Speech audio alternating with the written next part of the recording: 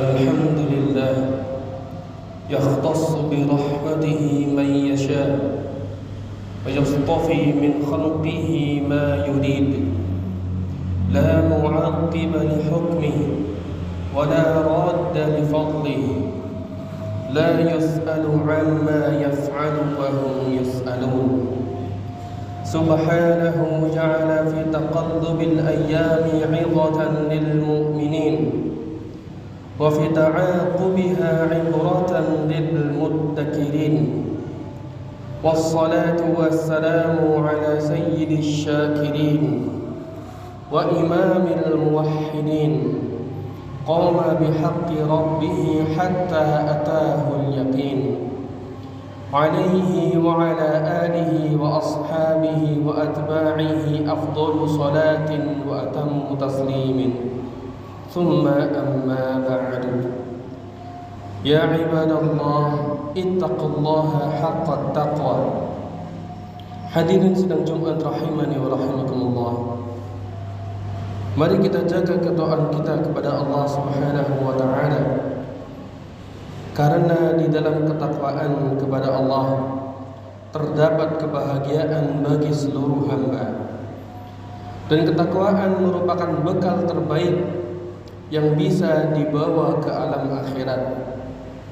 Kata Allah Ta'ala, Ya ayyuhalladzina amanu taqullaha wal tanzur nafsum ma qaddamat lighadin wattaqullaha innallaha khabirun bima ta'malun. Wahai orang-orang beriman, bertakwalah kalian kepada Allah Subhanahu wa taala dan perhatikanlah, dan hendaknya setiap jiwa memperhatikan apa yang sudah disiapkan untuk hari esok atau akhirat, dan bertakwalah kepada Allah, karena sesungguhnya Allah Maha tahu apa yang kalian lakukan. Ayyuhal muslimun rahimani wa rahimakumullah. Malam dan siang silih berganti, tahun demi tahun silih bergulir, sementara sebagian hamba terus bermain-main dengan waktu dan melampaui batas dalam kesibukan dunia, sehingga tidaklah mereka dapatkan kecuali impian tanpa kenyataan dan harapan yang hanya sebatas angan. Akhirat mereka lupakan dan dunia tak dapat memberi manfaat saat mereka tinggalkan. Walaqad ji'tumuna furada kama khalaqnakum awwala marrah wa taraktum ma hawwalnakum wara'a dhuhurikum. Dan sesungguhnya kalian datang kepada kami sendiri-sendiri, sebagaimana kami ciptakan pada mulanya, dan kamu tinggalkan di belakang dunia apa yang telah kami karuniakan kepadamu. Ibadallah, saat ini kita sudah pada ujung tahun Hijriah. Setelah dalam 1 tahun ini kita diberi kesempatan menemukan waktu-waktu dan hari-hari istimewa, seperti bulan Ramadan, 10 hari pertama Dzulhijjah, hari Arafah, dan lain sebagainya. Tahun yang sudah dikaruniakan pada kita diakhiri dengan bulan mulia Dzulhijjah, dan tahun yang baru akan diawali dengan sebuah bulan yang mulia juga dan dijuluki sebagai bulannya Allah, yaitu Al-Muharram. Oleh karenanya, izinkan kami menyampaikan beberapa poin terkait bulan mulia tersebut.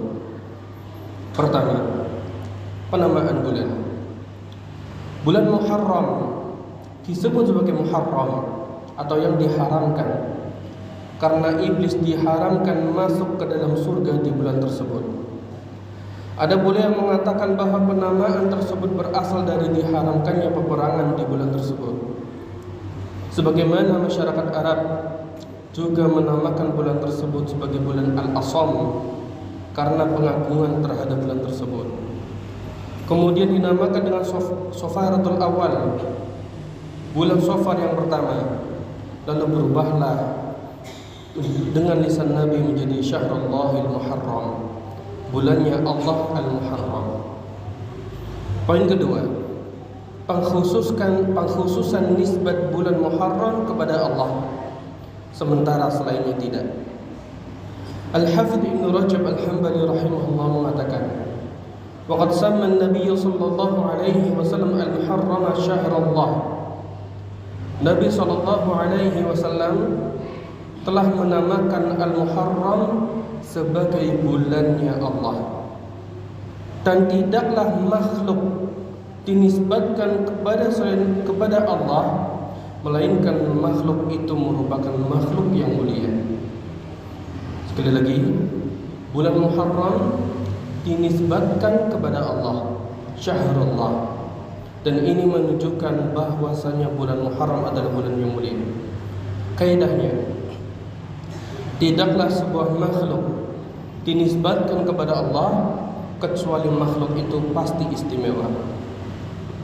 Seperti contoh, kalamullah, firmannya Allah, baitullah, rumahnya Allah, masjid, Rasulullah, utusannya Allah, para nabi dan rasul itu mulia. Dan bulan Muharram syahrullah, bulannya Allah. Maka kita yakini bulan Muharram adalah bulan yang mulia, bukan bulan yang sial. Poin ketiga, Al-Muharram merupakan bulan mulia pertama. Di dalam satu tahun terdapat 4 bulan. Di dalam satu tahun terdapat 12 bulan, dan ada 4 bulan yang Allah jadikan bulannya haram. Disebutkan di dalam surat At-Taubah ayat 36. Inna iddatash syuhuri 'inda Allahi 12 syahran fi kitabillah yawma khalaqas samawati wal arda minha arba'atun hurum dzalika ad-dinul qayyim fala tadhlimu fihinna anfusakum. Sesungguhnya bilangan bulan pada sisi Allah ialah 12 bulan. Dalam ketetapan Allah di waktu Dia menciptakan langit dan bumi. Di antaranya 4 bulan haram. Itulah ketetapan agama yang lurus. Maka janganlah kamu menganiaya diri kamu dalam bulan yang 4 itu. Hadirin rahimani wa rahimakumullah. Al-Imam Al-Qurtubi rahimahullah menjelaskan makna daripada tafsir ayat ini. Kata beliau, Allah mengkhususkan bulan-bulan haram dengan menyebut dan melarang dari kezaliman, supaya kezaliman itu tidak dilakukan di dalam 4 bulan tersebut. Meskipun kita tahu bahwa perbuatan zalim itu juga haram dilakukan di segala waktu, bukan hanya di 4 bulan ini. Tapi perintah atau larangan supaya tidak berbuat zalim di 4 bulan ini menjadi dalil bahwa perbuatan zalim yang dilakukan di 4 bulan haram dosanya lebih besar dari waktu-waktu yang lainnya. Dan bulan Muharram adalah bulan mulia pertama yang akan kita temui insyaallah. Poin yang kelima. Poin yang keempat. Bulan Muharram adalah bulan paling mulia setelah bulan suci Ramadan. Bulan Muharram adalah bulan paling mulia setelah bulan suci Ramadan. Dan hal ini telah dirajihkan atau disepakati, dikuatkan oleh para ulama. Sebagaimana disampaikan oleh Ibn Rajab Al-Hambali, kata beliau, وَقَدْ اخْتَلَفَ الْعُلَمَاء فِي أَيِّ الْأَشْهُرِ الْحُرُمِ أَفْضَلُ. Para ulama telah berbeda pendapat mana bulan haram yang paling afdal. Faqala Al-Hasan wa ghairuhu, dan Al-Hasan Al-Basri dan selainnya mengatakan afdaluha syahrullahil muharram. Yang paling mulia di antara 4 bulan haram adalah bulan Al-Muharram. Di dalam sebuah hadis dari Abu Dzar radhiyallahu anhu, beliau mengatakan, aku pernah bertanya kepada Nabi sallallahu alaihi wasallam, ayyul laili khairun. Aku pernah bertanya kepada Nabi, malam apa yang paling baik? Wa ayyul ashhuril afdal, dan bulan apa yang paling mulia? Dan kata beliau, kata Nabi SAW, khairul laili jawfuhu. Waktu malam yang paling mulia adalah sepertiga malam yang terakhir. Wa afdalul ashhuri syahrullah. Dan bulan paling mulia adalah bulannya Allah, alladzi tad'unahul Muharram, yang kalian sebut sebagai bulan Al-Muharram. Dan Ibnu Rajab Al-Hambali rahimahullah menjelaskan, dan penyebutan afdalul ashhur di dalam hadis ini yakni bulan setelah bulan Ramadan. Baik. Kemudian yang kelima, disunahkan puasa di bulan Muharram. Bahkan puasa sunnah di bulan tersebut adalah puasa sunnah yang paling afdal setelah bulan suci Ramadan. Abu Hurairah radhiyallahu anhu pernah meriwayatkan sebuah hadis. Dia berkata, Rasulullah sallallahu alaihi wasallam pernah bersabda, "Afdhalus siyami ba'da Ramadan syahrullah al-Muharram." Puasa paling istimewa setelah Ramadan adalah puasa di bulan Muharram. Wa afdhalus salati ba'da al-fariidah salatul lail. Dan salat paling istimewa setelah salat fardu adalah salat malam. Meski para ulama berbeda pendapat bagaimana berdalil dengan hadis ini. Apakah maksud puasanya adalah sebulan penuh atau cukup sebagian besarnya saja? Namun zahir hadisnya menyebutkan puasa sepenuhnya. Dan sebagian ulama memaknai hadis ini pada sebatas motivasi untuk memperbanyak puasa di dalamnya.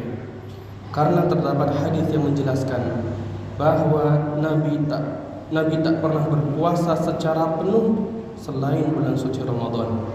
Allahumma wafiqna li fi'lil khairat wa tarkil munkarat wal amni minal faradhi yawmal 'ardi fil 'arafat.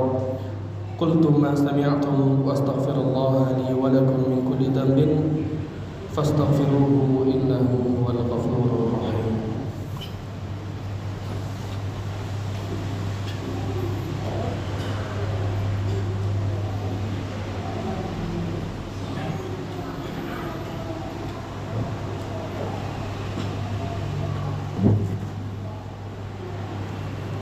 Alhamdulillahi Rabbil Alamin.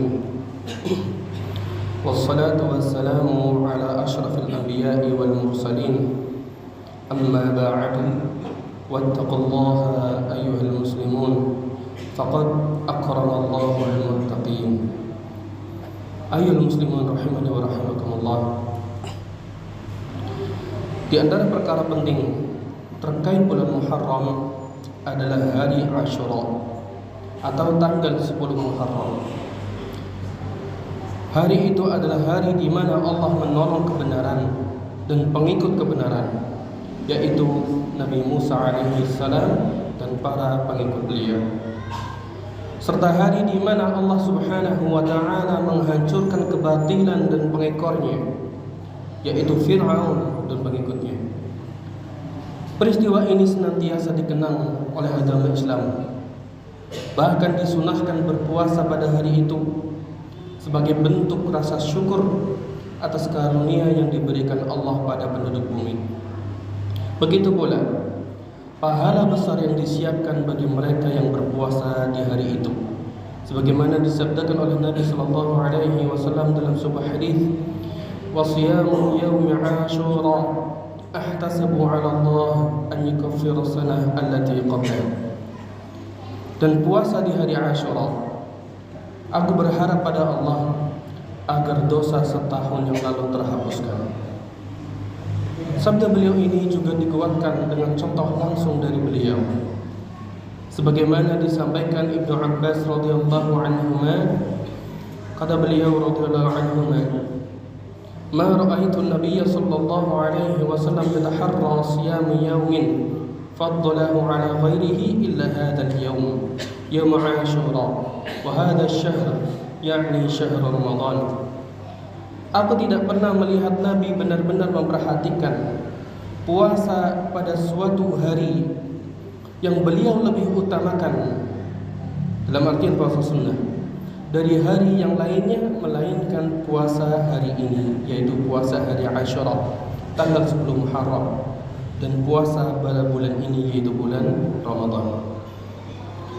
Dan dalam tahapan pensyariatan puasa Asyura juga mengalami beberapa masa.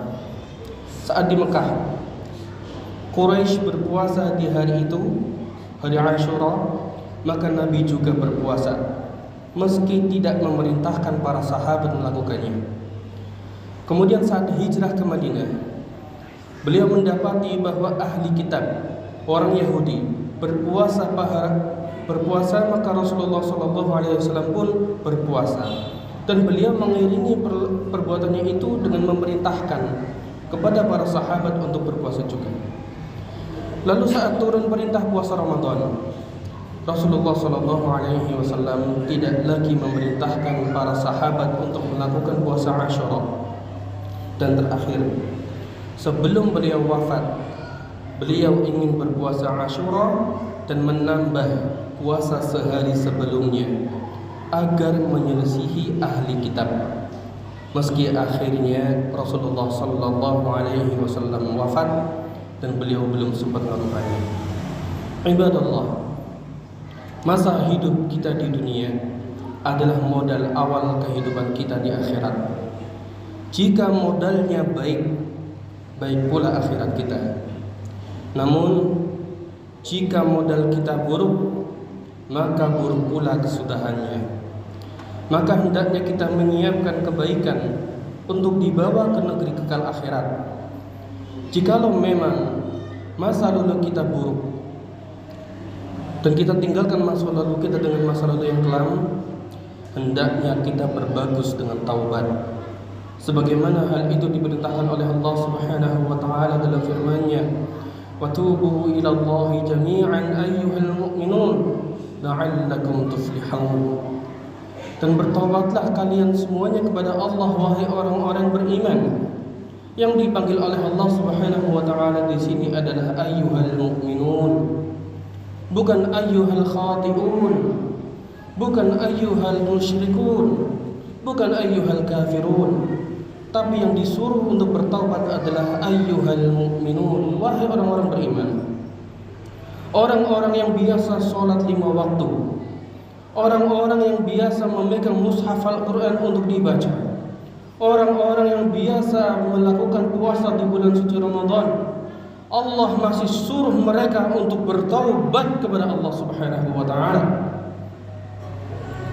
Maka alangkah herannya kalau ada orang yang tidak mau sholat, tidak puasa di bulan suci Ramadan, tidak melakukan kewajiban apa yang telah disuruh oleh Allah, dan masih melakukan keharaman yang harusnya ditinggalkan. Mereka masih diberi kesempatan untuk bertaubat tetapi tidak melakukannya. Kira-kira apa jawaban mereka di hadapan Allah? Dan jangan lupakan diri kita. Kita belum punya kepastian mana sujud yang pasti diterima oleh Allah Subhanahu wa taala, mana sedekah yang sudah pasti menjadi penyelamat kita di akhirat kelak, mana bacaan Quran yang kelak di hari akhirat akan memberi syafaat kepada kita. Maka hadirin rahimani wa rahimakumullah, perintah taubat menjadi perintah wajib bagi kita. Maka hendaknya sisa umur kita gunakan untuk bertaubat kepada Allah Subhanahu wa taala. Dan di akhir ayat Allah katakan la'allakum tuflihun, supaya kalian semuanya beruntung. Karena memang keberuntungan di akhirat hanya didapatkan oleh mereka yang mau bertaubat. Hada ibadallah, sallu